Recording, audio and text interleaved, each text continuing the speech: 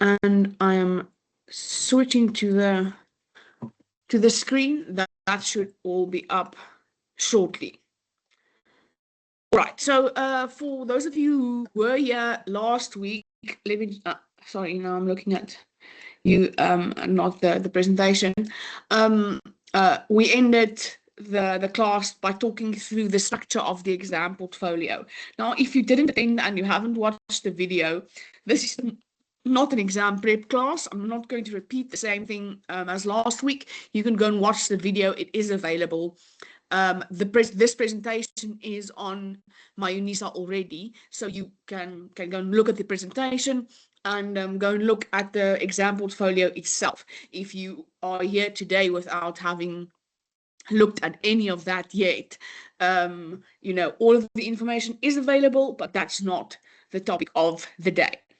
We are going to start here to talk about the requirements for the examination portfolio in terms of integrity and technical presentation type of area. We didn't give a lot of attention in assignment 1 to the new AI declaration and to AI use in general. It was a time in the university where we were not sure what the rules were. We didn't have a document on the table that we could use as guidelines. The honors examination that we go through in January and February of each year, a lot of upheaval in terms of AI writing penalizations and complaints and so on that we were dealing with at the time. So I think what happened is while we were dealing with your assignment 1, there was this background noise about AI writing, and because it's a group assignment and there was a lot of things to deal with at once, we decided to not give too much attention to enforcing the inclusion of a declaration. It was in the guidelines. If you didn't include a declaration, you didn't lose marks. We did write out warnings that your marking lecturer for your group should have given you a warning if there was a problem with AI writing in your assignment 1. So you should know about it if you've done something wrong in this regard in assignment 1. But we didn't make a point of talking about it, and we didn't make a point of penalizing you or deducting marks or whatever. If we did deduct marks for integrity issues, it was for very specific things that you will know why happened what happened. All right, so the first thing is the AI declaration. Now, already from last year, now I don't know on second level, you probably had one written. I don't know how the modules are put together, whether you had only one written assignment for a module and then a sit-down exam or like a proctored exam, or whether you've had exam portfolio and you know the AI declaration we used last year. But even if you do know it, there is a new one, a brand new one, like this year one.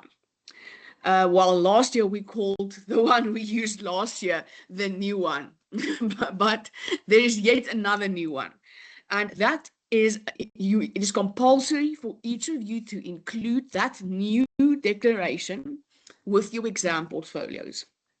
It is under additional resources. It's in various places, I believe, but it is definitely under the exam portfolios. Maybe I can zoom in a bit. Yeah. See, there is the new declaration for academic integrity and AI use, and then there's the college guidelines we're also going to look at. There's the prep presentation, this very same one we're looking at now. So it is definitely under the examination portfolios, additional resources. It's in other places too, I believe, but I can't be 100% sure now where. All right. I'm going to go through the new declaration with you, because it already gives you a lot of information on what is allowed and what is not allowed just by looking at the content of the declaration itself. Then we're going to look together at some parts of what is now called the draft college guidelines. It is on its way to become a policy. The university as an institution are working on a policy as well. These things are all still in draft form. So in a legal sense, that it's not it's not a legally binding set of guidelines right now, but we are starting to implement them in our teaching and in the way we mark, because it is coming, and we all know that we have to keep thinking about academic integrity. That hasn't gone away, even if we are not sure how to deal with all kinds of new developments that is changing much quicker than we can write down policies or make rules or make penalizations, or change the way we do things. We can't stop thinking and stop acting in a way that is critically thinking about, are we doing the correct thing? Are we actually doing right by you as students? By allowing or penalizing certain things, because it's also not great for you if if we do not do our job as teachers and allow all kinds of things, and then you end up with a lesser education than what you actually deserve, because we were not being like guardrails or like watchtowers for things that make it too easy for you to avoid learning. So everyone wants a shortcut, but part of our job also is to kind of guardrail some of those shortcuts to ensure that you at least leave your degree with a good solid knowledge base in the field, and that what is on paper matches with your knowledge and skills as a human. All right. So in this declaration, in this CHS, it's the College of Human Sciences, right? CHS draft policy or draft guidelines. You'll see it's marked draft all over, but I did share the whole document on under the additional resources, so you can have a look at it. Just knowing that it is still a draft, it will change. It still has to go through various approval processes before it is an academic rule. But at some point in the near future, it will become part of our academic rules for students, disciplinary procedures, and so on. So we might as well, even if it changes a bit, we'll get the idea from it. There's some interesting things in this draft policy. I'm personally very interested in the use of AI in academic work. I'm experimenting with it myself in my own research, because it is a world of possibilities of correct use and ethical use of AI. But it's not the easiest thing to figure out where that line is. And this draft policies, or draft guidelines, are actually very interesting if you are a person that's interested in this new technological developments in resources that are just becoming available to us every day. In this guidelines, there are like 3 envisioned positions. The university or maybe individual modules or departments can take stances towards AI. And there's like a strict one, and then there's a moderate one, and then there is a more open one. We'll look at it in the document. But each one of those also have a proposed AI declaration. We are using the guidelines of the moderate position at the moment in the department. We're also using the declaration that is made for that moderate position. We're going to look at what that moderate position basically is about. Then the guidelines also contain some practical recommendations. And also then I'm just quickly going to show you through the content. We're not going to read through the whole thing. It's a substantial document, but there's some other interesting information. For instance, there's some consequences and responsibilities, like the responsibilities of academics, the responsibilities of students, and so on. They're not in complete, full official effect, but it will give you a good idea of what is coming for us, and kind of, you will have a look into the minds of the university management about where this is going, even if the document changes completely. It's nice to see how the university as institution think about it. All right, now before we go to those documents, I just quickly want to take you through the penalizations that we're actually going to use in the examination portfolio. These are important for you to know what you are in for if you do make a mistake, or if you are doing something wrong intentionally. This is what you're up against.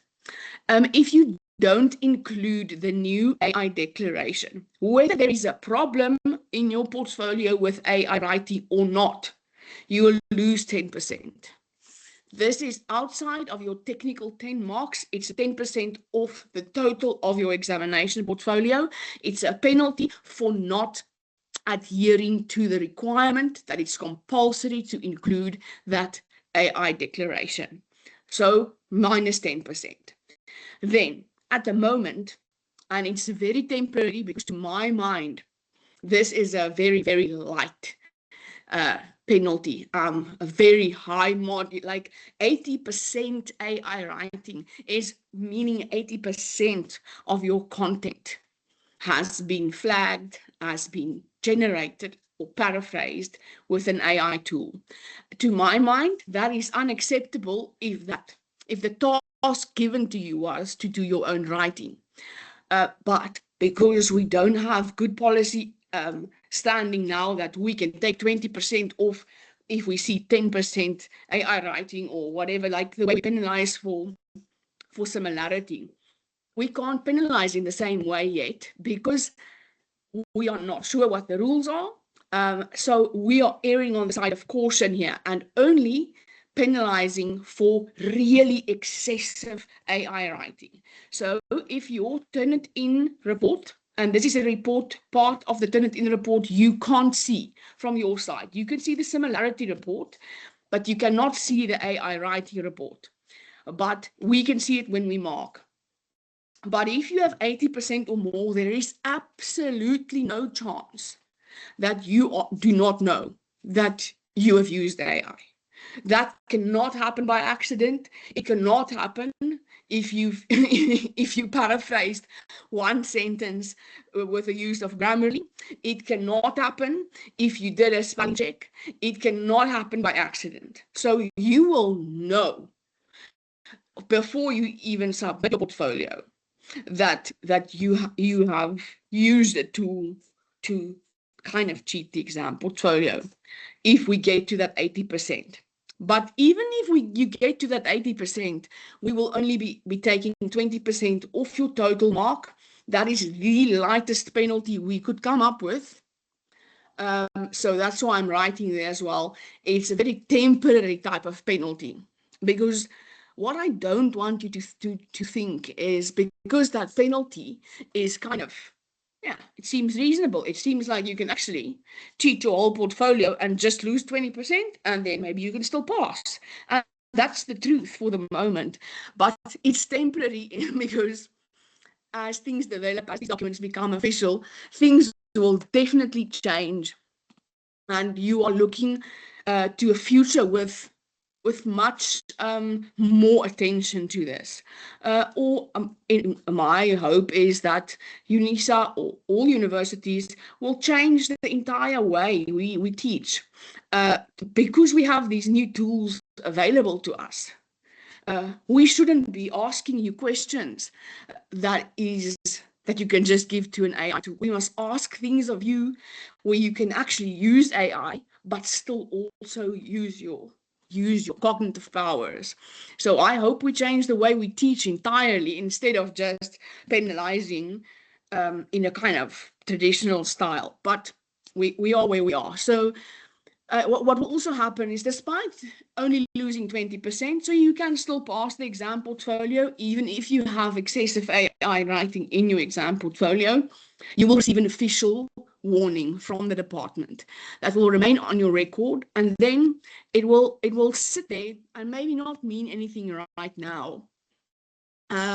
Because it's a draft policy, it's very unlikely, not impossible, but very unlikely that you will be at risk of going through a university disciplinary process for an AI writing infringement in this examination.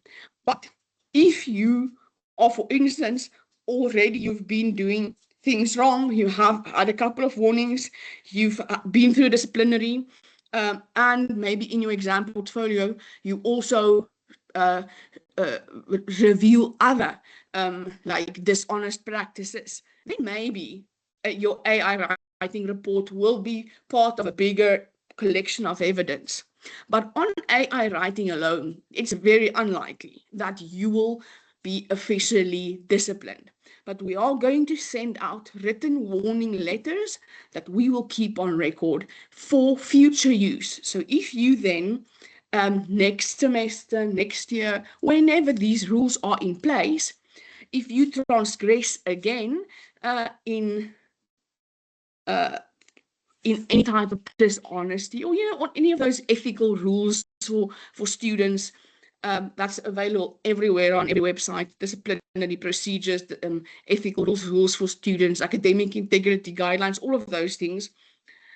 If you do land yourself in trouble, that warning letter will become part of the collection of evidence that you have been notified of certain behaviors or certain actions in the past already, and that you haven't heeded the warning. So, it's nothing much as a standalone thing, but the power that it has is that it can become kind of part of your reputation if you are a student that is playing on the dishonest side of your studies. All right, now already, but I doubt we will have a lot of this because that 80% margin is so high. I don't think we are going to deal with a lot of contestations for AI writing penalties, like we dealt with a lot of contestations in the honors examinations this year, because we were penalizing quite strictly on the honors exams, and many people came back to complain about those marks. But for the record, if you want to contest a minus 20% penalty, or even your declaration penalty, but that's it's either there or it's not. But for all AI related complaints or contestations, you will have to keep full records of what you did. Now, it depends on the tool you use, how you can do this, but you have to keep records of multiple drafts of your work. If you use like Microsoft Word to write in, and then you use a plug-in AI tool to assist you with grammar or spelling or some little bits of paraphrasing, like Grammarly. Many of you use Grammarly. You need to keep a version of that document before you started editing using Grammarly.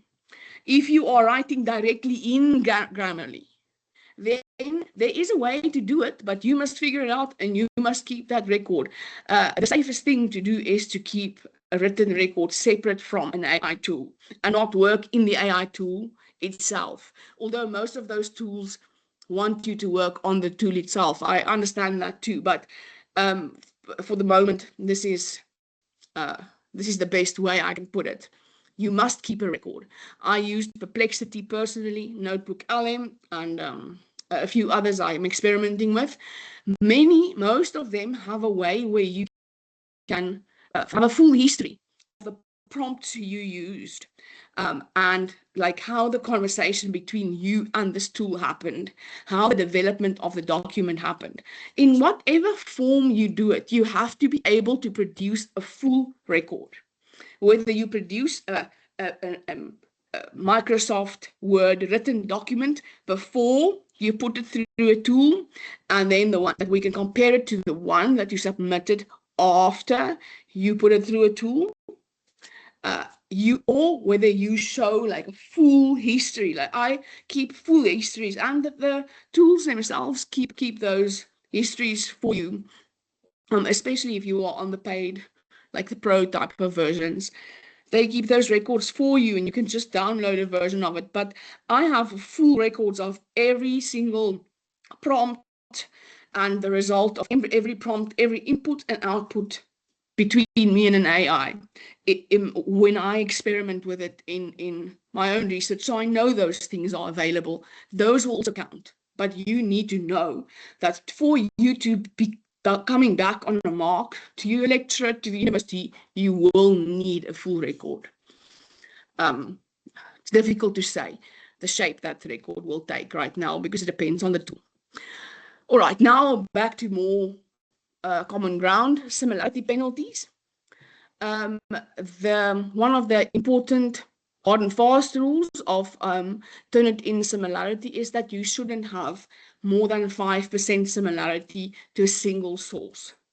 If you have more than 5% similarity to a single source, the sections that are flagged for coming off that source. So let's say you took 2 full paragraphs from a master's dissertation of another university, and that gets flagged, and it's more than 5% from one source that is in your assignment. Those two, and if it's 2 paragraphs that are flagged, those 2 paragraphs will be ignored, not assessed as part of your examination portfolio. All right. Then unacceptable similarity. In other words, that's very difficult to put a fixed number on it because we cannot use the similarity index, like that percentage that you see on the similarity report, just like that. Because you put your whole thing through Turnitin, like the declaration, the table of contents, like the group work for assignment 1 in this module's case, all of those things will be picked up as similarity. So you will probably have very high similarity scores in this examination portfolio, this module specifically. So looking at that percentage is just silly. We look at the assignment itself and the contents of your assignment. And in those tasks where you are exempt from similarity issues with your group task, you don't have to worry about that, even if it is flagging your group assignment as being similar to that work. You don't have to worry about it. I said that last week. If you had similarity issues in your group task and you copy and paste from that problematic group task to your individual examination portfolio, those problems won't go away. But just having copied from your own group assignment is not a problematic thing, and the similarity can be ignored if that is what it points to. All right, but then in the parts that are not related to your assignment 1, that you are not given express instruction to permission to take off your own group assignment work and use it here. There are some tasks like that in the portfolio as well for those pieces of content. It depends on the severity of the similarity. So the penalization can be as little as a -10%, and this -10 is on your whole exam portfolio. As little as a -10 to as much as you getting a 0 for the entire examination portfolio. So we usually do it in 10s or 5s. Let's say -10, -15, -20, or a 0, or -50 and a 0. Some scale like that. It depends on an individual's interpretation of that. But there's more definite guidelines in the tutorial later. But you can ask, because you can see the similarity report, right? if you submit a draft of your portfolio some days ahead of the exam deadline. And if there's a problem, you can talk to one of us about it. If you're on third year level, you must have heard this before. You have gone through Turnitin before. You know how it looks. You know when you are transgressing. But if you are uncertain, you can ask us. But we are going to penalize on an interpretation basis of the based on the severity. Then, if you are making use of any kind of ways to cheat Turnitin. Now, I say cheat. Sometimes you use a tool. AI tool these days, so that don't even, that maybe you don't even realize that you are cheating Turnitin. Maybe there's a tool that says if you put your thing through this software, you will never get caught by Turnitin. There's so many of those, right? Some of them do this cheating thing that you don't even, you're trying to circumvent Turnitin, but you don't know exactly what this tool does to your assignment to make it get away from Turnitin score. But what some of those tools do, and what you can also do by hand, is put in hidden characters in your text, or hidden text that is then made white, so that it's not legible. So maybe you replace all the space bar marks with full stops, and then all the full stops are white. So then you can't see it easily. You can actually, if you practice, you can't see the physical text, but you can see the layout of the text looks weird when you do that. Or there's some of these tools add like a character at the end of each word. Then Turnitin doesn't recognize that word as an English word because it's like, let's take a sentence here. It has incorrecti, formati, unreadably, like that, and it doesn't pick up that it's an additional character added to a word, so it doesn't see the similarity. If you make yourself guilty of any of this, whether you don't know exactly how you cheated Turnitin, or whether you did it by hand and you know exactly how you cheated Turnitin, if you are found to have obscured in any way Turnitin's something in your assignment so that Turnitin cannot pick up similarity, you will get a minus 50% plus an official warning, just for any such actions. So, the basics are just don't do it. Don't do it. Just follow the guidelines and do what you have to do in terms of paraphrasing, writing your own work, interpreting, and so on.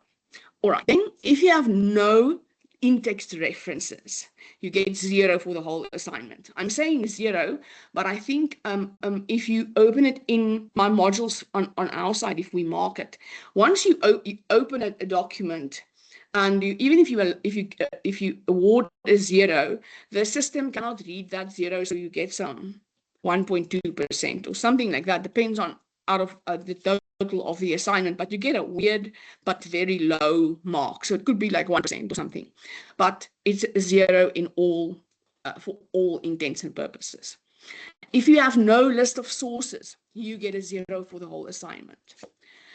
If there is a mismatch between your in-text and your listed sources, so this is also depending on severity, it's not a single mistake, will probably not get you a -5, but if you have like 5 sources that are in your text but not in your list of sources, or other way around, you can expect the 5% penalty for that misdemeanor.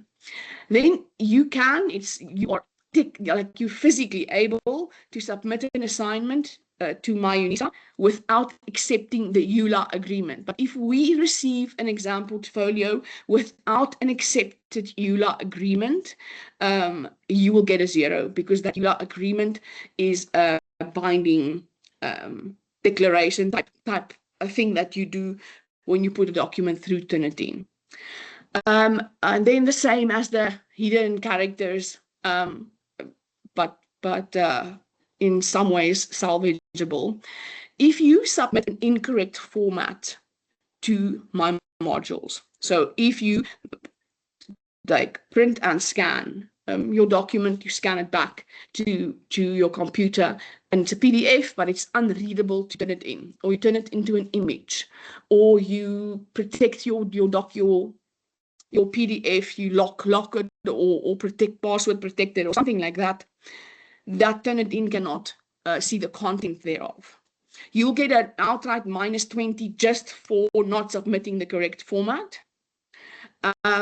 And that 20% is, even if like the -20 will stand, but it will become a 0 if you cannot produce a readable document on request immediately. So let's say I am marking your exam portfolio, I open it, I see, oh, this person has scanned their PDF so that Turnitin couldn't produce a report. You'll get a -20, but I'll send you an immediate email and say, if you can submit me another version of your assignment before midnight tonight, I'm prepared to mark it, or exam portfolio. Then the -20 will still stand, but then you still have a chance to get some marks for your actual work, in case you did this by accident. But if you cannot immediately produce a readable version that you can submit, if I give you maybe a 24 hours or 6 hours, or how many hours I find reasonable in the moment of extension, like opening the portal for you to submit a readable document. If you can't do that, then you will get 0 for your total exam portfolio. And these are, I say it maybe too passionately, but it's important for me that you know what you're up against, that you are not, because these penalties are not made to like catch you out, or there's no fun in it for us to penalize you. We want you to do well, but so I want you to know up ahead where are the danger zones. That's why I'm speaking so passionately. All right, then the technical penalties are probably also known to you. They are that technical mark out of 10. It's for the table of contents and the structure. It's one aspect of it. So the table of contents must be correctly formatted. The headings correctly formatted and numbered. There must be a match between the headings and the table of contents. And you must have an intro and a conclusion to your assignment on the whole. Your sources and referencing, beside those special penalizations of the previous slide, your referencing style must be correctly applied, and your in-text references as well as your list of sources must be complete in each reference. There must be a match between your in-text and your listed sources, and you must heed the other requirements, the number of sources that are required for the exam portfolio, for instance. If there is such a thing, you must look to the requirements of each individual assignment. Then language and grammar. We use UK English, so set your document to that. So it's not organization spelled with a Z. That's the very obvious one where you can see it. Use UK English. Then speller, language, grammar, punctuation. Like very few of us. I don't know if there's even any of us. Maybe Miss Osmond, but I don't know of the class. How many of us are first language English speakers? I am not. Most of you are not. So our English is not perfect. But we do mind our language. So, do your best. The mark is not a make or break mark for making a spelling error or making a grammar error, but we want you to edit your document, to look at it, to make sure it's neat and as correct as you can get it. Then there's also part of that language and grammar type of aspect is like, are you engaging with your material, or are you just padding? Do you use academic reasoning, argumentation? That's the same as that critical engagement, basically. Is your own thoughts in there, your own interpretation, your own voice? Can we hear you speaking, or are you just repeating emptily the contents that is in your study guide?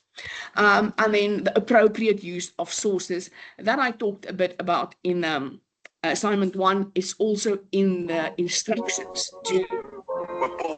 Somebody's Somebody's sound is on. So we are hearing your background. Just make sure that your mic is off. Whoever it is. I can't see even the class. I'm still hearing you. Just put it on silent. Okay, maybe I will have a look and see who's on by accident. Are you off now? Yeah, I think you're off now. Okay, thank you. Okay, I think that's it for the presentation. Now I want to go directly to the documents I want to talk about. We have about 20 minutes. This is what the declaration looks like. Now, if you are on a mobile, you won't see this very well, but you have it as an additional resource, so you can go through it by yourself. But let's talk through this because I want us to get to know it together, to have spoken to one another about it's important things. These it's to me, it's to the university, and hopefully to you. All right, this is what the new declaration looks like. Oh, I mean, let's just see if I can get a full screen. That might be better. All right. So your unique assessment number needs to be there. You find that on my UNISA. And then I understand what academic dishonesty entails, and I'm aware of UNISA's policies in this regard. The old policies all still exist. They're still available to you. Those ones that have been in our declarations forever and ever, and in all your guidelines, in all your guidebooks, they are online everywhere. That the basics, the underlying basics of academic dishonesty is still the same. And you must read and declare that you read and understand those policies. I declare that this assignment is my own original work. Where I have used someone else's work, I have indicated this by using the prescribed style of referencing. Every contribution to and quotation in this assignment from work or works of other people have been referenced according to the style. I have not allowed and will not allow anyone to copy my work with the intention of passing it off as his or her own. I did not make use of another student's work and submitted it as my own. Now, you know that for this exam portfolio, like this rule is, I mean, it still stands, but you have express permission to use your group work in some of your task responses for this exam portfolio. So that's not what this is about. This is about using an old assignment, using a dissertation, using paying someone to do your writing, that type of sharing of work, not using your own assignment plan. All right. I confirm that my use of generative AI was limited to the permitted uses for this assignment, and I have not included any generative AI content in my submission, irrespective of correct referencing. Okay, now you must also tick this checklist. Not only include the declaration, you must tick every one of those boxes, right? Like filling in a form. So, number one, in accordance to UNISA's AI guidelines and the CHS AI guidelines, and in this consultation with UNISA's Code of Conduct, Academic Integrity Policy, Assessment Procedures, and Student Disciplinary Code. Now, the CHS AI guidelines are the ones we're going to talk about now today, but all the other things are available on my UNISA, on the web, or in that brochure. Online brochure, Studies at UNISA, and you should be familiar with these by now. But all right, all of those things count. I confirm that I have used generative AI ethically and responsibly. I declare that I have not assisted or received assistance for this assessment from any unauthorized persons. That is now paid assignment writers or like tutors that call themselves tutors, but actually they just do your work for you, or you buy an assignment. That type of unauthorized assistance is what we're talking about there.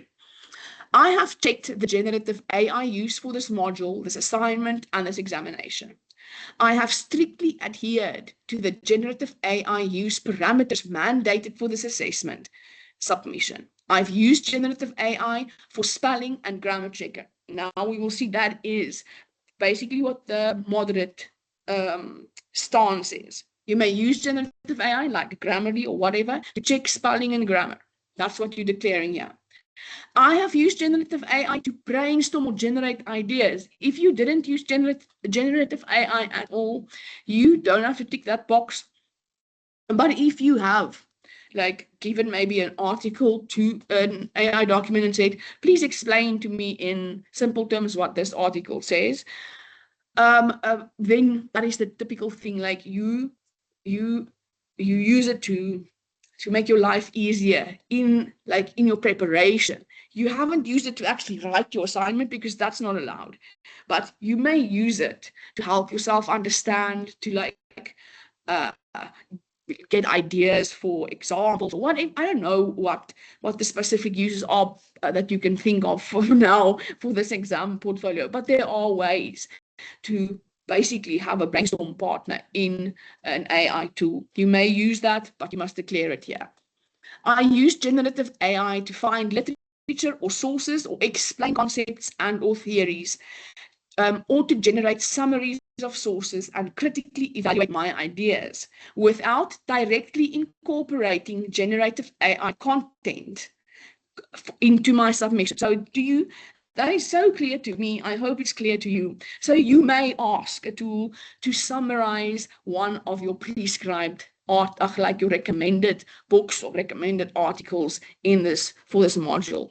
You may ask AI to help you understand a theory or a concept, but you may not use that content in your assignment. You may use it to help you understand. So that is what you declare there. If you didn't use generative AI at all, then you don't have to tick that box. But if you did use it to help you in conceptualizing your responses to tasks in this exam portfolio, declare it like that. That is the honest thing to do. And I mean, the day that these things become like when there is a punitive policy in place, for instance, having declared that you have used AI in some kind of way will soften the blow if it becomes apparent that you have done something wrong in the use of AI. Well, if you don't tick that box and you actually did use AI and did do something wrong by maybe copy and pasting or forgetting to take that text out or whatever, since many things can happen by accident, then at least you have declared, oh, but I have at least interacted with AI for this assignment, so maybe a mistake happened. Then it's that type of vibe. So just do that for honesty reasons, not because you may not do that action.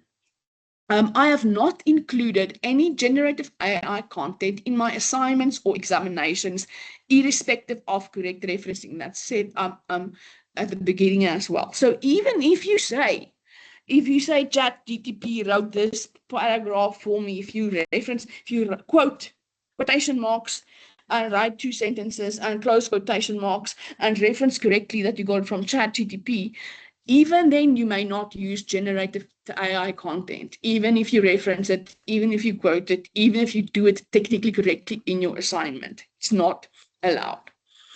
I have kept records of all my prompts used in the order they were used to demonstrate how my arguments developed through the use of AI. I have kept systematic records of how my assignment or examination was developed, so I am able to show my original academic contribution versus the AI contribution. That is what I meant. If you want to come back on a penalty, that is what you have to be able to produce. Here you declare that you have kept such records, so that if it is necessary for you to defend yourself, then you have also declared that you have these things available, so we can reckon on it, that we can ask it from you.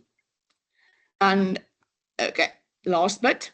I understand that verifying all generative AI content, including checking for hallucinations, deep fakes, fake quotations, and incorrect citations, remain my responsibility. So even if you do use AI, and many of the things that's listed here are outside of acceptable use as we see it at the moment, but you cannot blame AI for an integrity error in your assignment, because you are the last stop for responsibility, like the buck stops with you kind of vibe.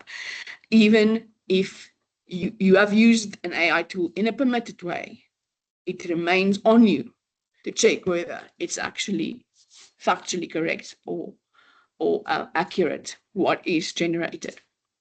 Good. I use generative AI responsibly and ethically, ensuring that I did not allow generative AI tools to introduce bias, skewed research, misinformation, fabricated or incorrect information, or copyrighted proprietary information. That is also a little bit beyond what we see as acceptable use for this exam portfolio, especially. But if you do infringe on somebody else's copyright, still your problem, even if you didn't know you do it because you got it from a tool. I have included steps where I use generative AI to serve as a critical reader or of drafts prior to my submission. So that is more aligned to my warning in the or my process in the PowerPoint. Keep a document, keep a record of what something looked like, what your portfolio or your task response looked like before you asked an AI tool to read it for you and to give you feedback on it, so that we can compare it. Because there is ways that you can do that without going wrong at all. But if you are blamed of using AI unethically, you must be able to come up with the evidence to show what you have done. I have disclosed how I use generative AI tools in the development of my work in accordance to the module-specific generative AI guidelines.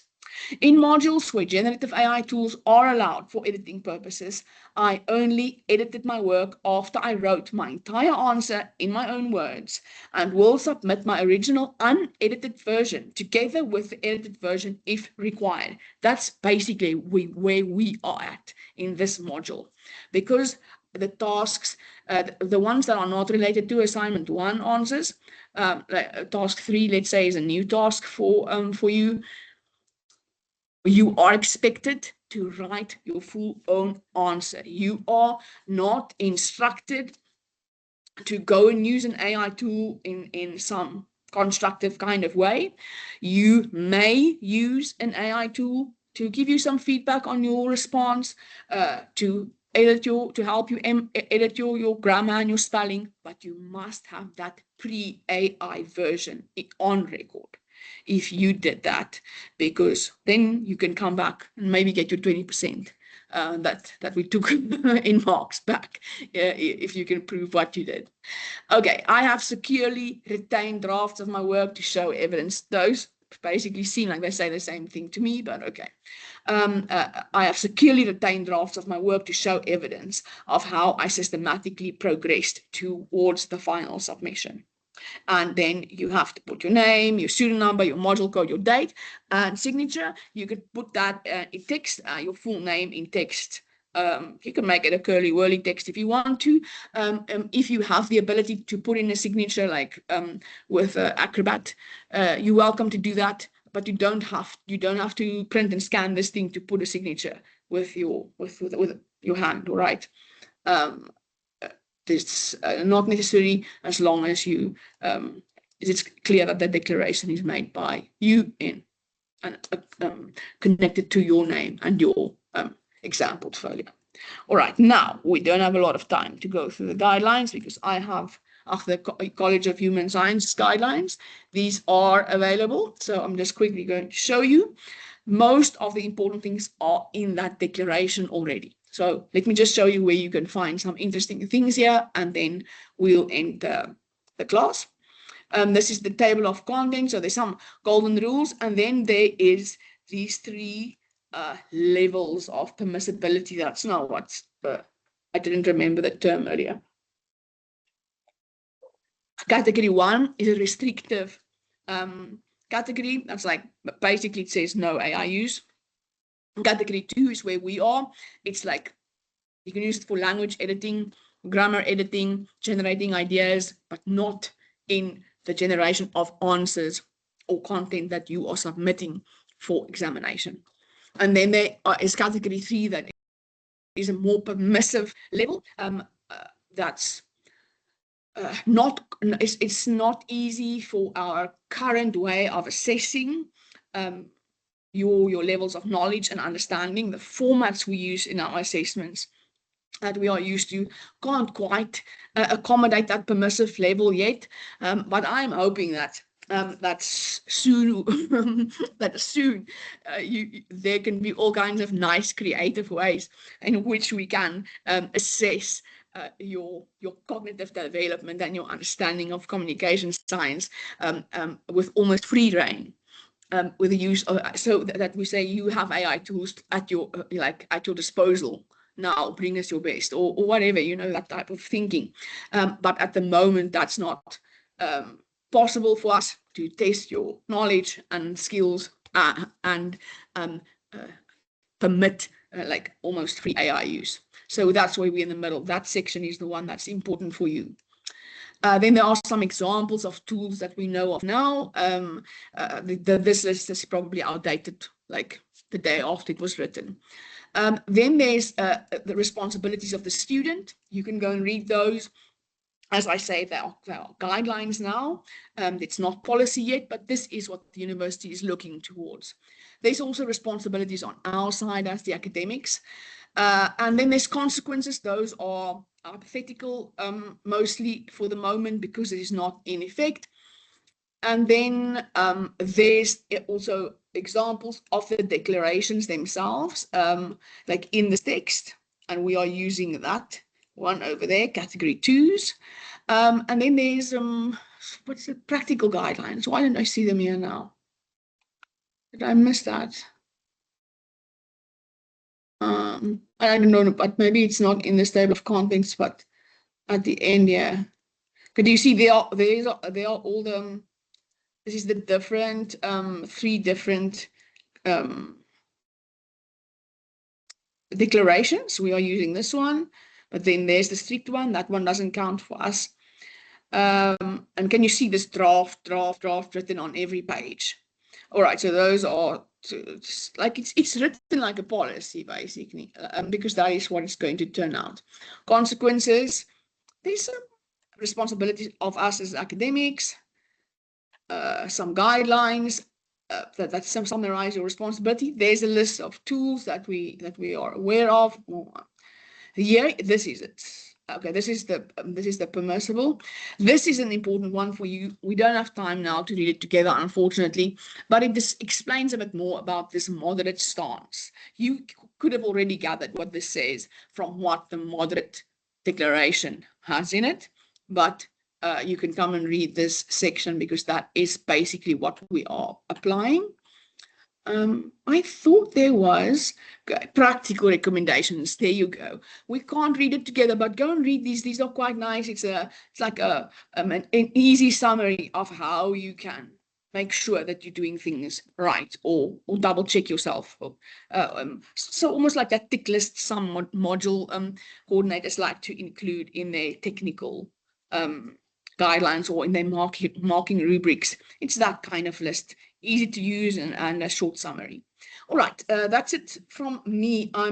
Again, now I said we're going to do questions and answers at the end, and again, here we are not having time for Q&A.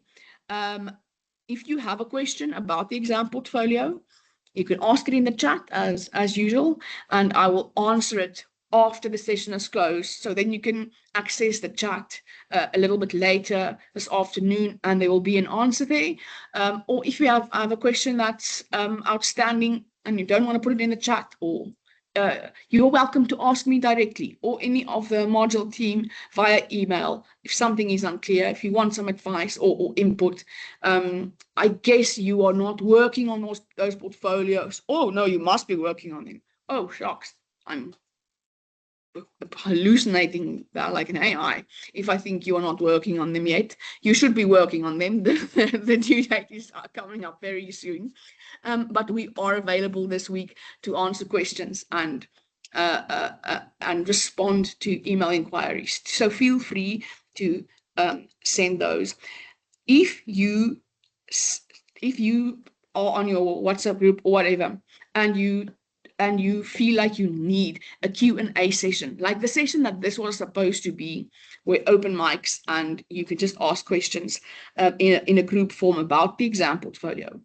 If you talk on your WhatsApp group or whatever, and you think there is a group need for a Q&A session, you can let me know, and I will schedule one after hours, like even tonight if you want to, or tomorrow night, or in Lister's Cup lunchtime hour. I just can't do tomorrow. I have another class tomorrow at this time. But I will schedule a class if there is a need for it. But because we are available to you on a one-on-one basis, on an email, you know, I guess there might not be this need, so I don't want to schedule a class. If like this group arriving here today, it's not a big group of us. The video recording might be worthwhile for a lot more of our classmates, but it's not worth it for me to open up my computer 7 o'clock at night and for you to leave your dinner behind and open up a computer if you could have just asked the question via email. But if there's a need, I'm happy to come to this forum and come and talk to you because I know usually in these sessions I talk too long and then there's not a lot of time for us to interact. But all right, I'm going to leave you there, stop the recording. You are welcome to leave the session now if you want to. But thank you for coming. I